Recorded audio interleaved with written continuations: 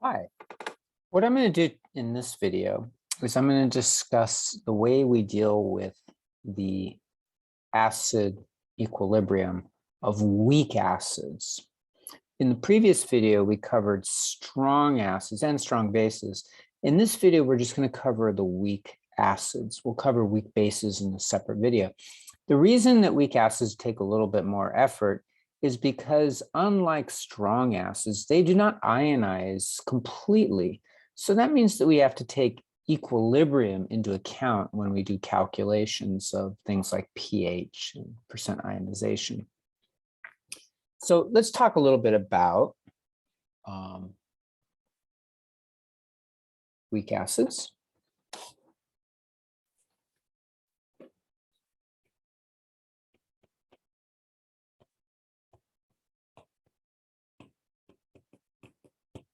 Most acids are weak acids. Only a few really are strong acids. So for example, acetic acid is a weak acid. Oops. It's called acetic acid. This is the active acid that's in vinegar. Okay. There's formic acid. It's typically written this way. Formic acid is produced by ants. So when an ant stings you, it injects formic acid. It's an irritant. Okay. There are also amino acids, which produce proteins. Okay. In addition to that, there are many inorganic acids that are weak acids. For example, HF, hydrofluoric acid.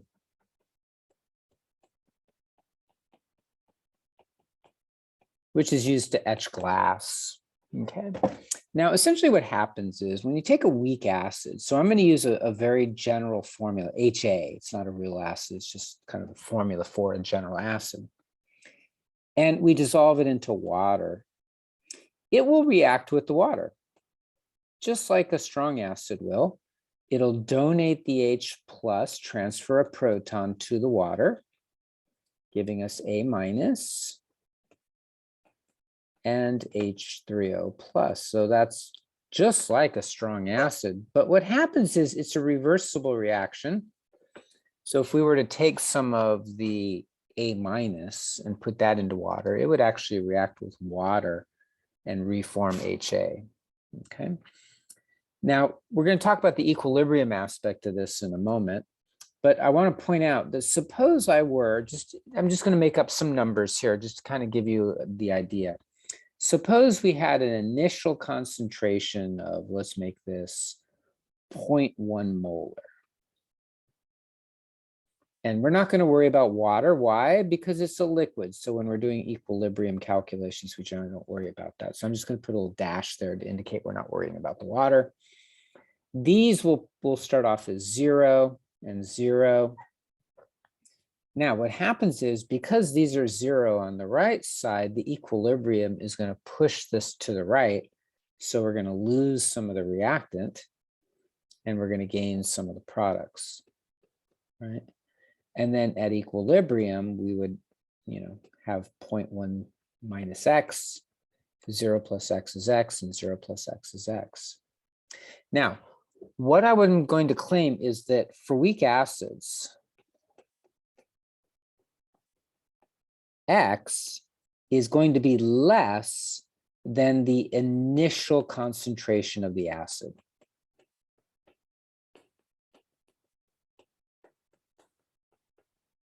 Okay, in a sense, that's how you can think of what a weak acid is.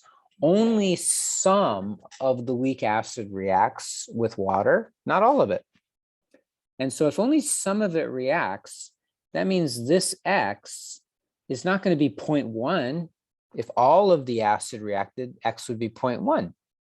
Only some of it. Now, it might be 0.01, or it might be 0.09. We don't know until we do the calculations, but the point is only some of it is going to react. So here's what happens then.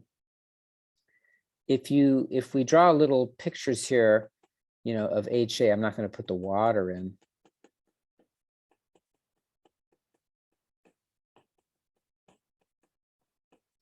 And this is our initial condition. Once it comes to equilibrium, what you're going to end up with is you're still going to have some HAs. Some of it didn't react. It's just going to be dissolved in the water. So in fact, vinegar smells the way it does because that's the acetic acid that didn't react. But you'll also, you're also going to have some A- and H3O plus, right? So there'll be some A- in there and some H3O pluses. But you're going to have quite a bit of this HA left over that didn't react. And that's what a weak acid is. If it were a strong acid, all of it would react. And at equilibrium, at the end here, you wouldn't have any HA. It would all be A- and H3O plus. That would be a strong acid, okay? So sometimes people will talk about percentages, like, 10% of it reacted or 5% of the acid reacted. And that's called percent ionization, okay? So let's take a look at a couple of Alex problems. These are going to be important in terms of equilibrium calculations. We're going to use this. Remember, chapter 16, at least the first half of it, is about developing skills. So if you think about it, what we've done so far is we've learned how to calculate the pH. We've learned how to calculate the pOH. We've learned how to go from pH to pOH and vice versa. We've figured out how to do hydronium and hydroxide concentrations in water. Then we looked at strong acids and strong bases. We can calculate the pH of a strong acid. We can calculate the pH. Well, we'll get to the pH of strong bases as well. Now we're doing weak acids, and this is a skill we want to work on. Okay, so I'm going to show you an example here.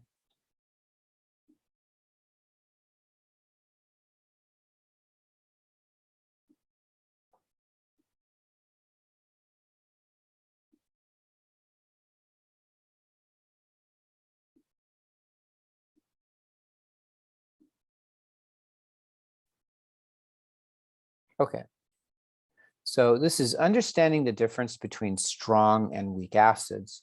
The chemical formulae of some acids are listed in the first column of the table below. And in the second column, it says whether the acid is either strong or weak. So that's right there. Complete the table. List the chemical formula of each species present at concentrations greater than about 10 to the minus 6 moles per liter when about 1/10 of a mole of the acid is dissolved in a liter of water. Now, I'm not going to go through the calculation of how we can do that, but the point is you're putting, a goodly amount of this acid in water, not a tiny amount. You're putting a lot of it in, 1/10 of a mole per liter. That would be 0.1 molar. And they want you to tell us whether, what is going to be dissolved in the water once it comes to equilibrium. That's above a really small number, meaning there's some of it in there. Okay, so you don't have to do the calculation. You just have to know whether it's going to be in there or not. So let's take the first one. The first one is a weak acid, right? So you have HClO2, which is called chlorous acid. And there's your hydrogen, right? So it's going to donate the H plus to water. Okay, so that's going to give you the hydronium ion, right? Remember, you're going to write a reaction first. I'm going to show you how to go about doing this. You're going to write the reaction. And so let's take a look, HClO2.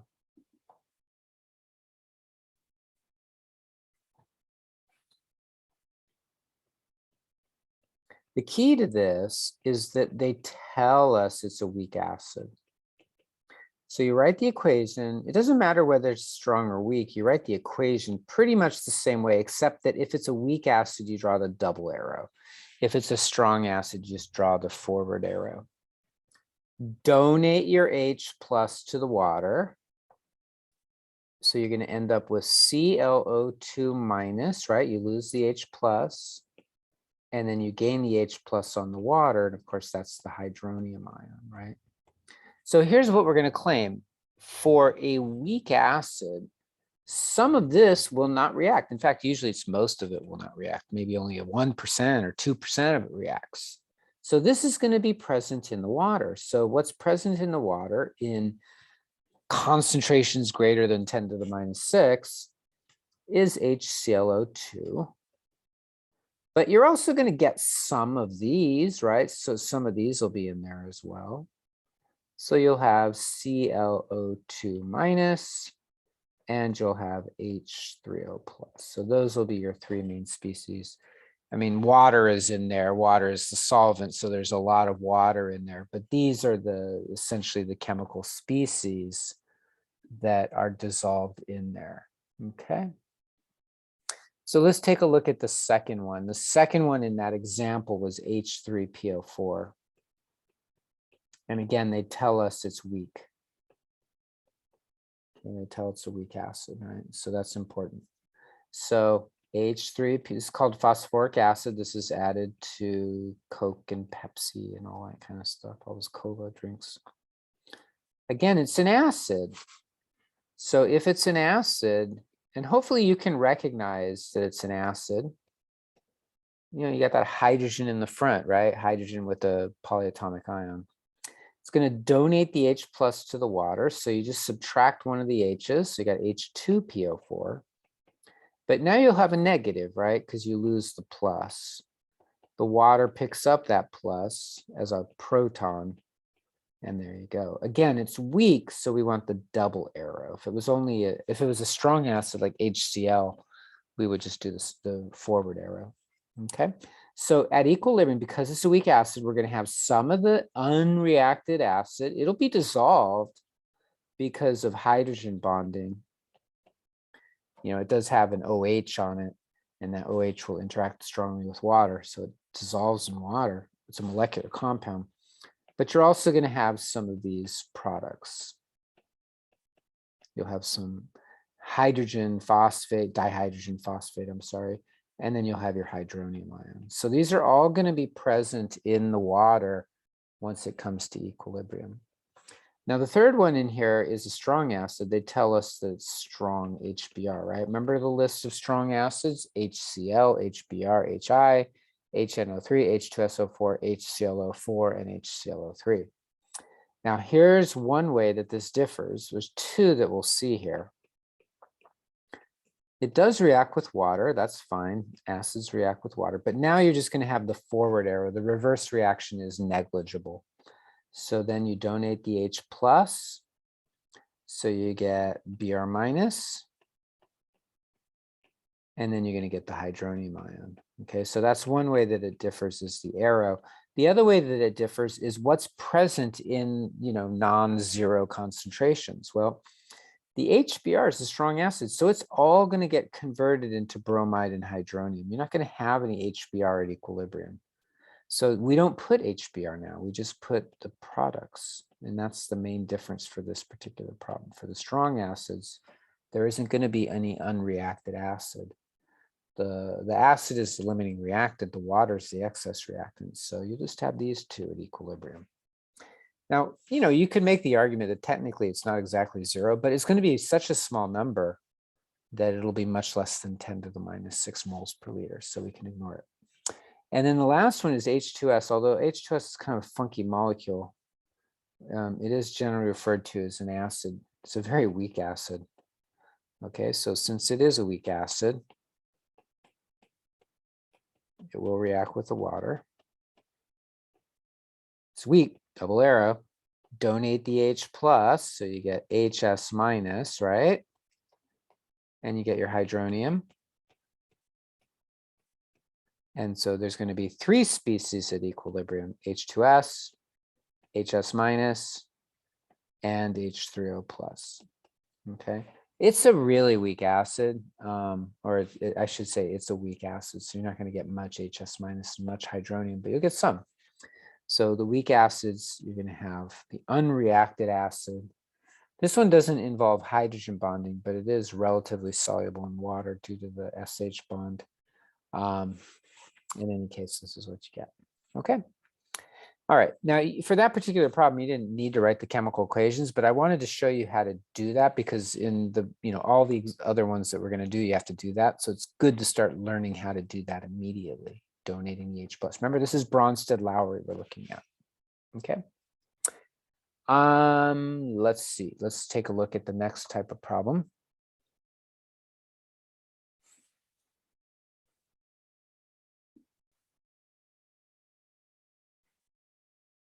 Okay.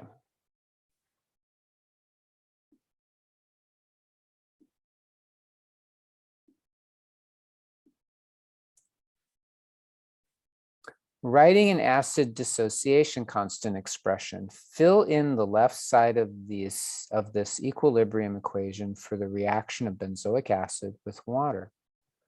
Okay, so you can't really see in here, but when you do this problem, you'll see what they're meaning by that.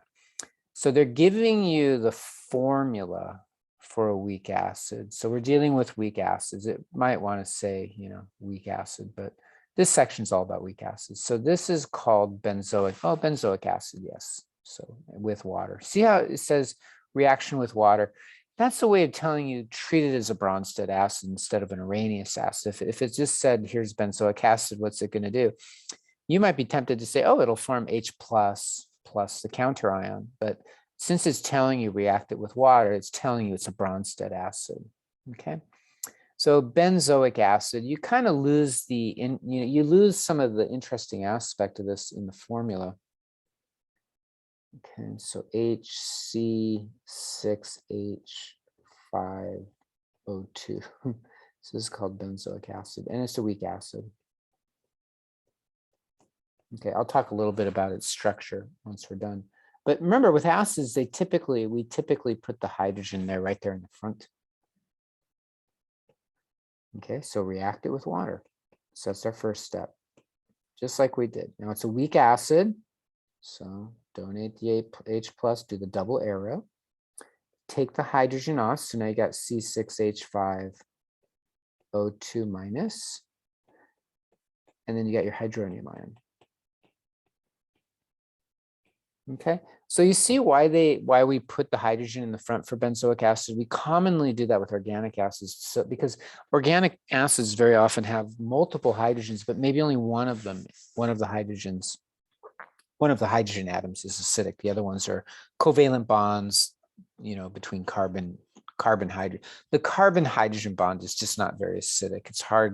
It's hard for it to donate an H plus to another molecule. So for that reason, we break out one of the hydrogens on the left at the beginning of the formula so that this is in fact an acid. Okay. So what we want to do with this one is we want to write out what's called the equilibrium expression for the acidity constant. I'm just going to call it the acidity constant, which is it's Kc. But because acids are so common and studied so thoroughly, we're going to give it a different subscript, just like we did for water. Water was actually a Kc as well, but we put a Kw to say, hey, this is the acid or the auto ionization of water, Kw, right? We're going to do the same thing for acids. So the same thing as with any other equilibrium constant. You write out the equation, and then you write the products. You do the products first divided by the reactants. But keep in mind, water is a liquid. Liquids are not included in equilibrium expressions generally. So you do the first product, C6H5O2 minus, that concentration times the second concentration on the product side, which is hydronium. And then we divide that by the concentration of H, C6H5O2. And again, we're not going to include water because that would be heterogeneity, right? We don't include solids or liquids in our equilibrium expressions. So when they say, do the left side, what they mean is write this expression for Ka. All right. That would be the equilibrium expression for benzoic acid being treated as an acid as it's reacting with water. This is going to be important in several calculations when we get a little bit in chapter 16, but when we get to 17 and we start talking about buffers, this will be important. Titration curves, this will be important. Okay, so there you go. There's your expression. Now, I did want to mention something about benzoic acid. Benzoic acid is a cool molecule. It's got a 6-carbon ring. Is that right, Dad? I feel like I may have actually written the formula wrong. I think it's actually HC7 maybe. Oh, I see what they did. Okay, they wrote the formula different. That's fine. So this is a 7. There we go. Okay. So there's a 6-carbon ring. So I'm gonna number them 1, 2, 3, 4, 5, 6. So this will be a 7 also. Okay. And then off of this carbon here, I'm gonna write C double bond O bond OH. Now we generally don't draw them out here, but each point here, each carbon right there, in that hexagon, it also has a hydrogen coming off of it. So there's 6 carbons in the ring, and then 1 carbon coming off as their COOH. This is the acidic hydrogen over here. Okay, that's the one that's acidic. The other hydrogens are not acidic, and for the most part, it comes down to the fact that oxygen is highly electronegative. So when you lose an H plus, you have a negative charge. That negative is so strongly attracted to the oxygen atom here that it makes it acidic. There's another phenomenon of resonance that negative charge can be delocalized across those 3 atoms, and that makes it even more acidic. These hydrogen atoms here are just not very acidic because the carbon-hydrogen bond is just not polar enough for it. The electronegativities are pretty close to each other. Sometimes hydrogen is listed as 2.2, so it's just a small difference. So it's just not acidic. Okay, so I'm sorry, I got the formula wrong there. It was a 7 and a 7 here as opposed to a 6. Okay, let's take a look at one more.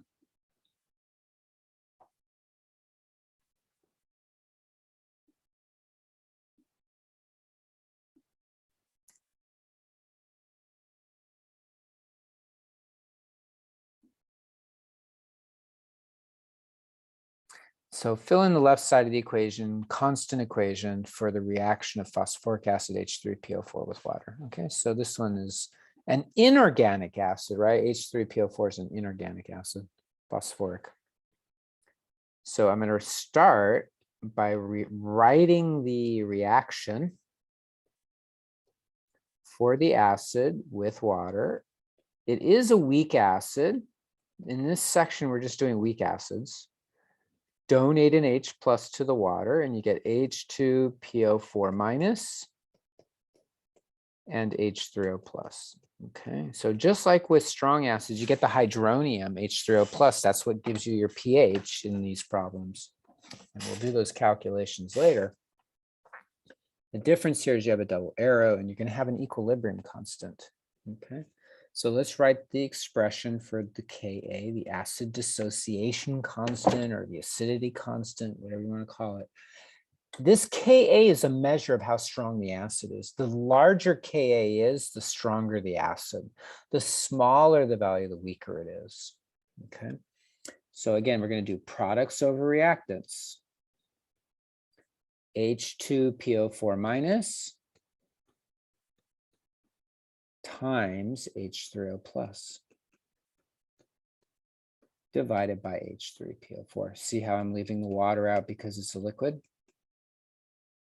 Okay, so as Ka increases, the strength of the acid increases.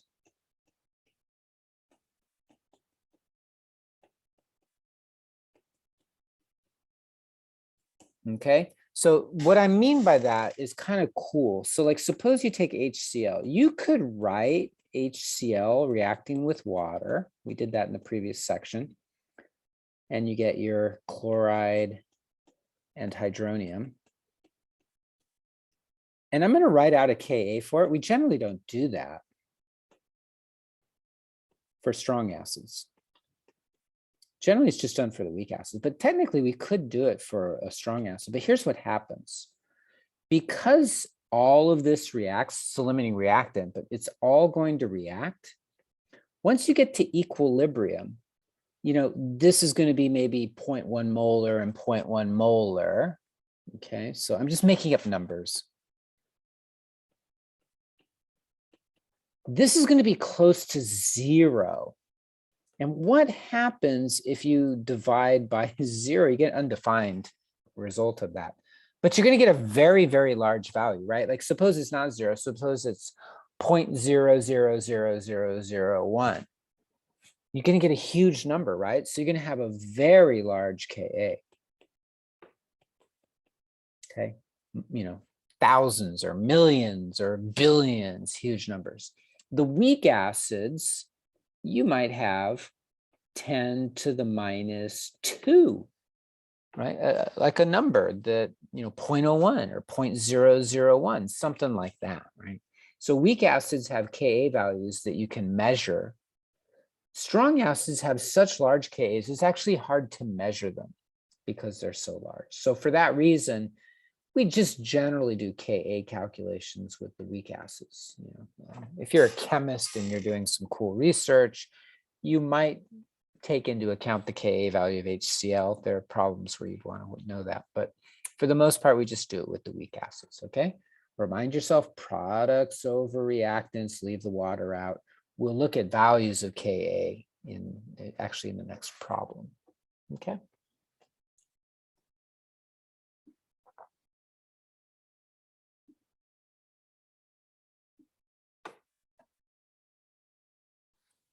Okay, so there's a couple of typical types of problems that we do for calculating with Ka at this stage.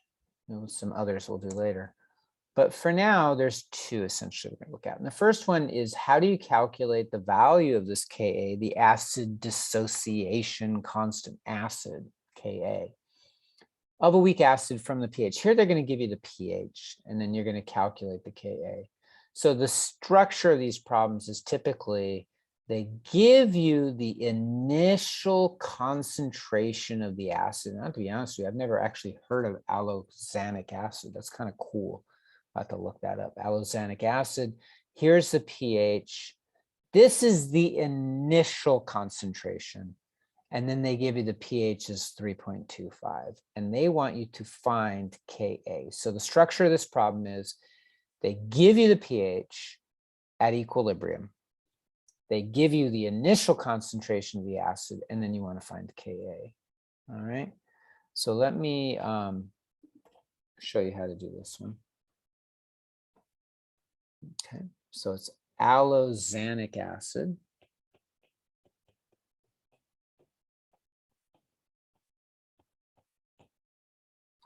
Okay. So the first step, before I do any calculations, is I'm going to do exactly what we just did in the previous two examples. Wow, that's quite a formula, right? We'll assume it dissolves in water. HC4H3N2O5, okay? So it's an acid, and it is a weak acid. We're doing weak acids, so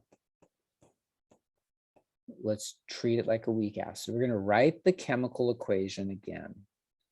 Donate the H plus. So you get C4H3N2O5, right? Minus, right? You just put a minus there. And then you're going to get H3O plus. Okay. First step, write the equation. Now what I'm going to do is I'm going to write out our initial concentration, 1.4 molar. Okay. We're not going to worry about water. These are initially 0.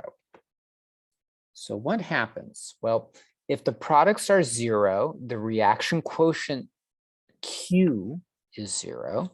If Q is 0, that means it's less than K, because K's got to be some value. If it's less than K, the reaction proceeds to the right? Or a way to think about it is like, look, if these are 0, they got to go up. You can't have them be 0. It's just not going to give you an equilibrium constant if they're 0, because you'd have 0 in the numerator of the expression, and that would give you a value of K of 0. So minus X plus X plus X. At equilibrium, we would have 1.4 minus X. Again, water, we don't worry about it. We'd have X and X. So now I'm going to get into the nitty gritty of this. What we do is we write out the expression for Ka, products over reactants. So this is a crazy formula. Well, not crazy, but it's quite a formula. N2O5 minus times H3O plus. Just like we did in the previous example, divided by HC4H3 N2O5. Okay? Now, we don't know what Ka is, but we do know that at equilibrium, this is an X, this is an X. So X times X. This is 1.4 minus X. Okay? That we can say, right? We have these X values for the products. We have the 1.4 minus X for the reactant. Now, if it's a weak acid, typically we have an assumption that is useful. It doesn't always work, but we're going to assume it works here. X is much less than the initial concentration. That's the assumption. And so the reason for this is since it's a weak acid, we're only going to get a little bit of these. It might be 1%, might be 2%, something like that. So that means X is small. If X is small, meaning like 0.01, 1.4 minus 0.01 is approximately 1.4. I'll show you that. So if I have 0.01 for X, and we don't know that that's the value. We could solve it and figure it out, but it's probably somewhere around there. That is clearly a lot less than 1.4, right? Like it's like $1.4 million compared to $10,000. $10,000 sounds nice, but compared to $1.4 million, it's not that much. Okay, so here's what we do then. We say, look, if I have 1.4 minus X over here, and let's substitute it in, that would be 1.4 minus 0.01. Well, that's going to be 1.399, I think, right? 1.39. That's pretty close to 1.4. Okay, it's pretty close. So what I'm going to do to simplify this is I'm going to just make this X times X divided by 1.4. That simplifies things a lot. Okay. Now, here's what I can do here. I can make this X squared. So Ka is X squared over 1.4. Okay. Ka is X squared over, right? X times X is X squared divided by 1.4. Now, for this problem, you didn't actually have to make that assumption. You could actually just go ahead and plug in the X and you would see how it works. But now here's what we're going to do. The other piece of information that's given is that the pH is 3.25. And remember, the pH is the negative log of the concentration, concentration of hydronium, right? That's the definition of the pH. So remember what we did last time? We said, hey, you can figure out the hydronium concentration by taking 10 to the negative pH, right? So if we have the pH 3.25, that means the hydronium is just 10 to the negative 3.25.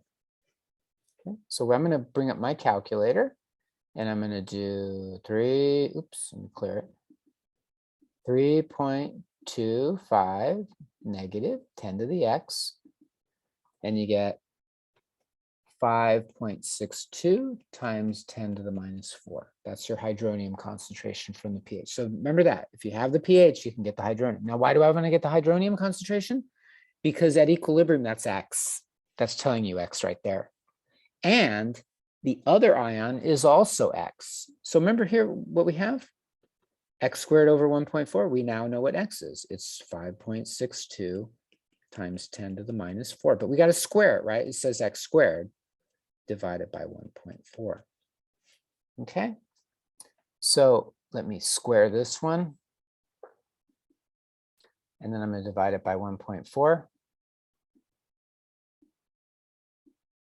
And it looks like we get Ka is 2.3 times 10 to the negative. It looks like it's 2467.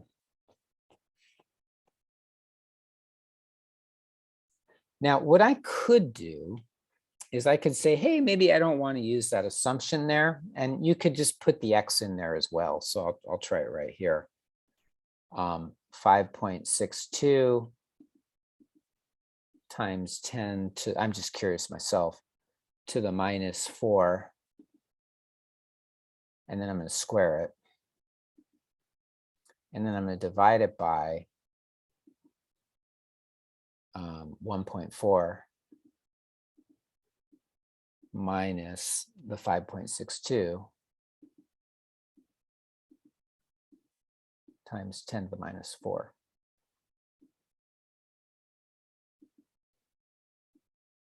And it looks like I get 2.256.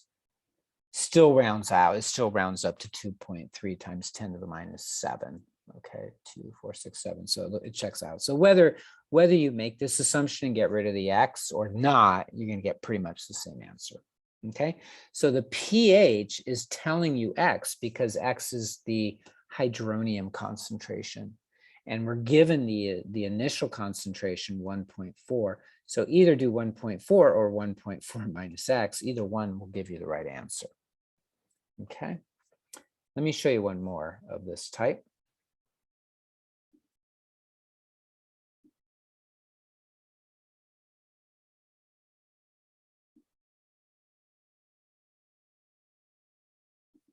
I'm just looking for one that has a relatively simple formula. Oh my, okay, so sometimes you get the same problem.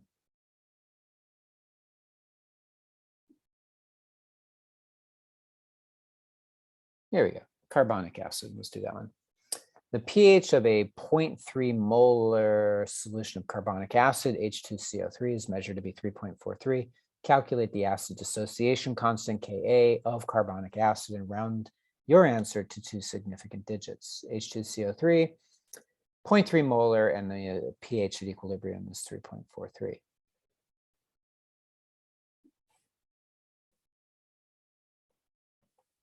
Okay, so we have 0.3 molar. H2CO3, and the pH at equilibrium is 3.43. Okay, so again, the way that I do this is I take the acid, react it with water, because that's what acids do. They react with water and they donate the H plus to the water. So you get the counter ion. It's called the conjugate base, right? We talked about that earlier in the chapter. And then you get your hydronium. Okay. Now, the initial concentration, 0.30 molar. This is a liquid. We don't need to worry about it. These are 0. Again, the reaction's got to shift to the right because we don't have any products. You can't have an equilibrium if you have 0 products or 0 reactants. You have to have some mixture of everything in there. So that means these have to go up by some amount, and they're going to come from the reactant. So that's got to go down. And then this will be 0.30 minus X. This again is a liquid, X and X, right? 0 plus X is X. So now your Ka, I'm going to write the expression out, is H2. Oops, I forgot. I put an extra H there. Let's get rid of that. HCO3 minus concentration, H3O plus. By the way, this is called bicarbonate here. And then H2CO3. But at equilibrium, that's X times X, which is X squared, divided by 0.30 minus X. Now, in fact, I guess for this one, I'm not even going to make the assumption that we can ignore the X in the denominator because it's so easy to calculate it anyways. But you could, you'll get pretty much the same answer. It'll make it a little easier for you arithmetically. We're told the pH is 3.43. So that means the hydronium concentration is 10 to the minus 3.43. And remember, that's equal to X, right? X, the hydronium concentration is X right there. So all we got to do is figure that out and you got your X. Okay. So 3.43 negative, right? You got to make it negative pH and then 10 to the X. And you get 3.715 times 10 to the minus 4. So that means your Ka value is x times x. So that's 3.715 times 10 to the minus 4 squared, right? Because it's not x, it's x squared over 0.30 minus 3.715 times 10 to the minus 4. The reason that you can make the assumption is look how small that x is. 0.3 minus 0.00033715. You know, it's pretty small. In any case, square it, divide it by 0.3 or 0.3 minus x.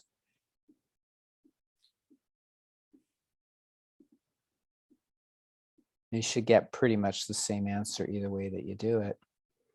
And you get 4.6. Remember, you're just rounding it to two significant digits. And I think it's minus 7, 2467, yeah. There's your Ka. All right. So that's a pretty standard type of problem. Given the equilibrium pH and the initial concentration of weak acid, find its Ka value.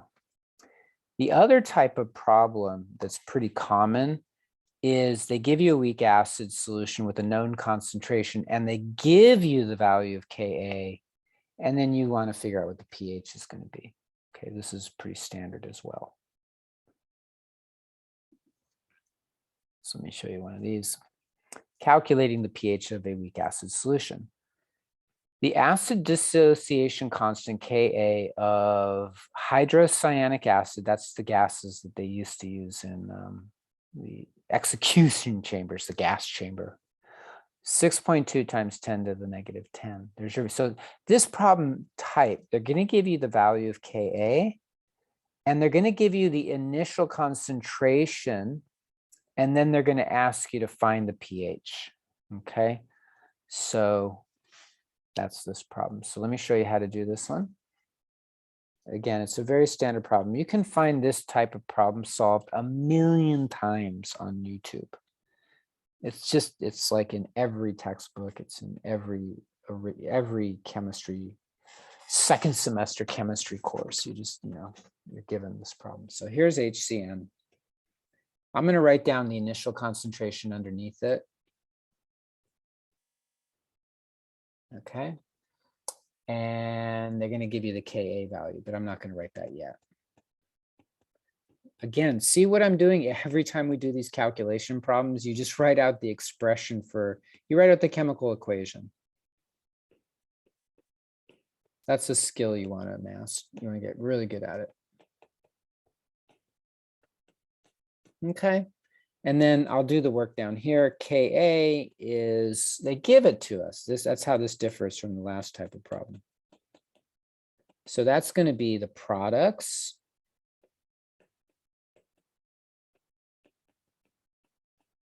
over the reactant. Okay. Don't worry about this. These are 0, minus x, plus x, plus x. At equilibrium, 5.6 minus x, and then you have x and x. Okay. Now, x times x is x squared over 5.6 minus x. Now, here's what happens. If x is big enough, you actually have to solve this using a quadratic formula problem, ax squared plus bx plus c. But what happens is, this is a big number. It's much, much larger than this one. A huge number. So if k is really, really small, and this is really, really small, you can simplify this and make it x squared over 5.6. Okay, that makes it a lot easier. So now here's what we can do. We know the value of Ka is 6.2 times 10 to the minus 10. And that is equal to x squared over 5.6. So that means that x squared is 5.6 times, I'll put this in parentheses, 6.2 times 10 to the negative 10. Now, why am I doing that? Because X is the hydronium concentration. And the question is, what's the pH? So if I can figure out what X is, that's going to tell me what the hydronium concentration is at equilibrium. And then I can just use the definition of the pH, negative log of the hydronium concentration. So if I take these two numbers and multiply them, 5.6 times 6.2 times 10 to the minus 10, you get a really small number. It's going to be 3.472 times 10 to the minus, I guess it's minus 9. Let me see. 2, 4, 6, 8, 9. We don't want to know x squared. We want to know x. So take the square root of both sides. Right? 3.472 times 10 to the minus 9. Take the square root of that.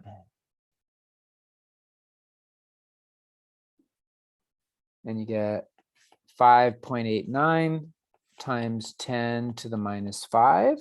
And then that's x. Well, that x is the hydronium concentration. They're equal to each other, which implies that the pH is just the negative log of 5.89 times 10 to the minus 5. I hope you follow the logic. If x is equal to hydronium and pH is negative log of hydronium concentration, then we just need to take x and do negative log of that. Sorry. Okay.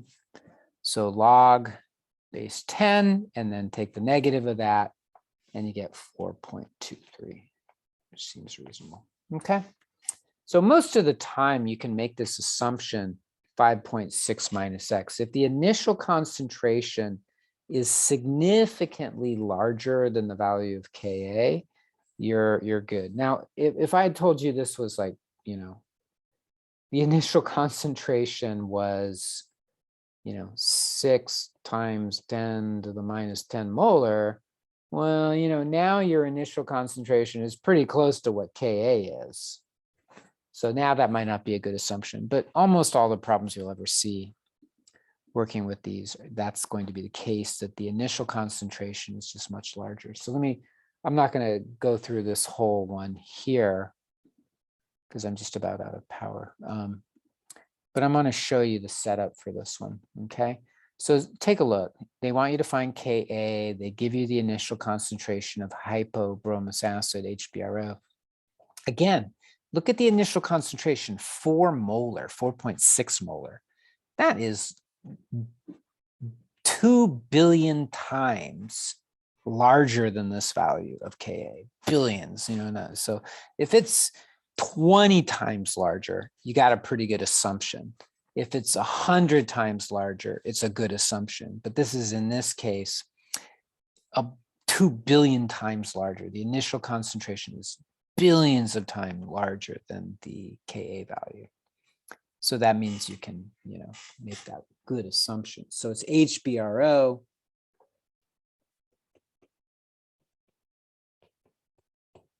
Again, it's a weak acid, so it's reacting in water, reversible, donate the H+, you get the hypobromite ion, and you get your hydronium. Okay, this was 4.6 molar. This is a liquid, so we don't worry about it. These are 0. Well, that tells you this is going to be minus x, and this is going to be plus x, and this is going to be plus x, right? Q is less than K. So the reaction has to go toward the product side. So at equilibrium, 4.6 minus x, x and x. Your expression for Ka is concentration of hypobromite times the concentration of hydronium, right? Products over reactants. But in this type of problem, they give you the value of Ka, 2.3 times 10 to the minus 9, okay? So that means we can substitute in x here and x here. So we get x squared over 4.6 minus x. And that is going to be equal to our 2.3 times 10 to the negative 9. Okay. Again, if the initial concentration of the acid, remember that notation, is much greater than the Ka value, then the initial concentration of acid minus X is approximately equal to the initial concentration of the acid. So that just simplifies it so we don't have to use the quadratic formula. That means that here we can just write this as 4.6. Okay, we do try to make things simpler if we can. And so here we can definitely do that. So multiply both sides by 4.6 and you get x squared equals 4.6 times 2.3 times 10 to the negative 9, right? This times this equals this up here. So if you go through that arithmetic, 4.6 times 2.3 times 10 to the minus 9, you get 1.058 times 10 to the negative 2468. Take the square root of it. So I'm going to come up here. X would be the square root of that. 1.058 times 10 to the minus 8.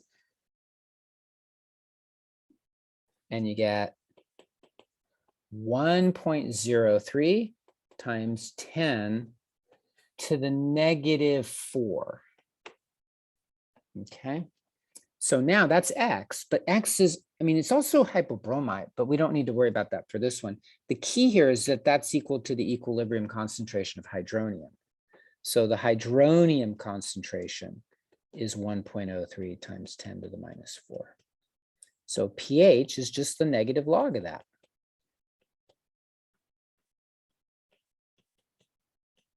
Now I can tell you right now that if it's 1 times 10 to the minus 4, that would be a pH of 4. So this might be 3.99, but I think it's probably just 4. So let's hit the log and change the sign. Okay, I apologize. It's 3.99. I thought it would be exactly 4. But it's pretty, 1.03 times 10 to the minus 4. It's around pH 4, right? Pretty close to 4. So weak acids very often have pH values of 2 or 3 or 4 or 5. Strong acids very often have lower pHs, like 1 or 2, but depends on the initial concentration, right? In any case, this is a very high concentration, it's extremely high concentration, 4 molar, 4.6 molar. I'm not sure you can make HCN higher concentration than that in water, but in any case, you end up with a pH 4, okay? Now, to put it into perspective, if we had a strong acid, let's say we had HCl and we had our initial concentration was 4.6 molar. Remember how we calculate the pH of a strong acid? You just take negative log of the initial concentration. So if you do that, be careful, because what will happen is you'll get a negative number. And you'll say, wait a minute, why is it negative? Well, I forgot to do the negative, so I'll put the negative and make it positive. But no. What happens is the pH of, I'm sorry, if the concentration of the HCl is 1 molar, the pH of that would be negative log of 1. That's 0. So if you have 1 molar strong acid, the pH is 0. What happens is as you go to concentrations higher than 1, the pH becomes negative. Negative is very acidic. Okay, so that's what you would get if it was HCl. So this HCN, a weak acid, you get a pH of around 4. 4 is, is acidic, but it's not super acidic, right? pH of negative 0.66 is pretty acidic. Okay, so there's our weak acid problems. What we'll do in the next video is we'll start looking at weak bases. We have a problem to solve with weak bases. We'll essentially do the same thing, recognizing them, writing the expression, and then calculating the pH. And then we'll jump up to section 7, which is the relationship between Ka and Kb. And then finally, we'll do some Lewis acid calculations coming up early next week. Okay, so take care, and we'll see you next time.